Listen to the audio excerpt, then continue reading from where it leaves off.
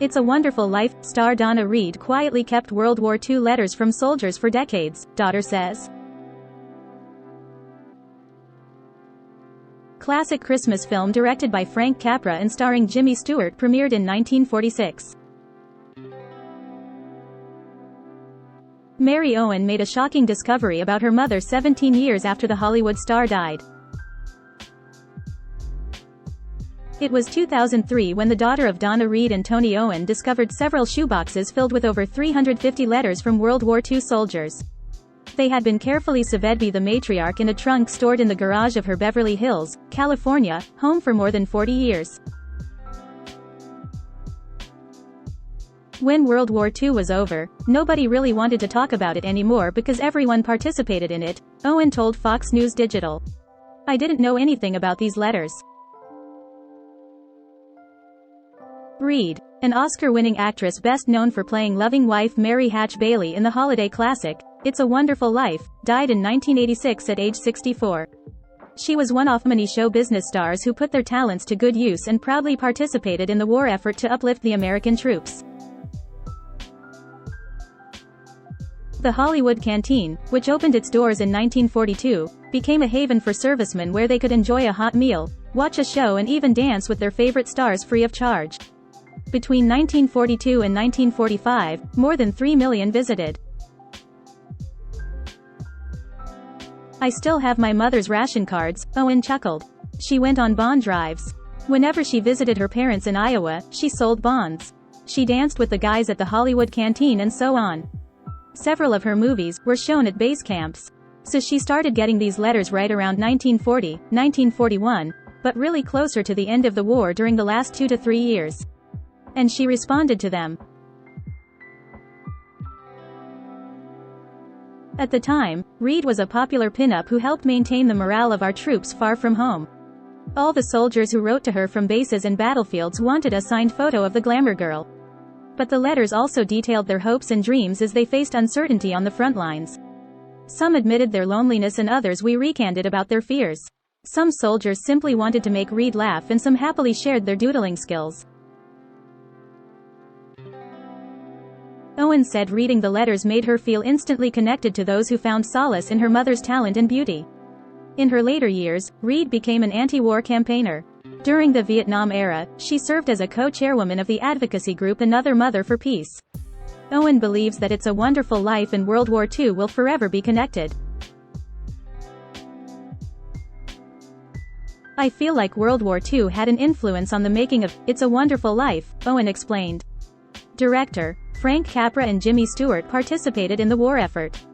Jimmy Stewart was an Air Force bomber pilot, and he was away from Hollywood for 5 years. Capra was too old to enlist, but he had joined the Army Corps and was making the WWII series. They were both different people coming back from those experiences going into the making, It's a Wonderful Life. According to Owen, Reed wasn't the first choice considered for the role of the beloved matriarch. Capra originally wanted Jean Arthur or Ginger Rogers for the role, but both actresses were unavailable at the time. When Capra met Reed at the MGM lot, he knew right away that the Iowa farm girl who originally had plans to become a teacher was perfect for the part. My mother was incredibly beautiful, said Owen. Without makeup or any of that, she was unbelievably gorgeous. And I know her experience of working with Frank Capra was nothing like she'd ever experienced before or after. It was demanding work, but it was the most deeply satisfying work she'd ever experienced. She had worked in MGM films up to that point, and I'm sure they did things in a certain way. But Capra was independent and a visionary. He did things completely differently. And she loved it. My mother had a really strong softball arm, Owen chuckled. So when it came time to throw the rock at the Granville house, in the film, to break the glass, they had a stunt person ready to do that. She said, "No, that won't be necessary." She broke the glass on the first try. Also, the swimming pool scene, I went to Beverly Hills High and swam in that pool and played basketball on that court that opened up. But growing up in Iowa, she didn't really know how to swim. So I think that scene made her very nervous. They might have used a double for the actual fall. The film turned out to be a huge hit, about 40 years after it was released. When it first premiered, some critics believed it was overly sentimental. And while it was nominated for 5 Academy Awards, including Best Actor and Director, it reportedly earned a mere $3.4 million in today's money after costing $3.7 million to make. The film about a suicidal man who gets a visit from an angel to show him what life would have been like had he never existed was a box office flop. "I'm sure, my mother assumed that the film would do well," said Owen. "So there was the disappointment that it didn't, even though it was critically successful. And she loved her experience." Despite Reed and Stewart having excellent chemistry, the co-stars didn't stay in touch.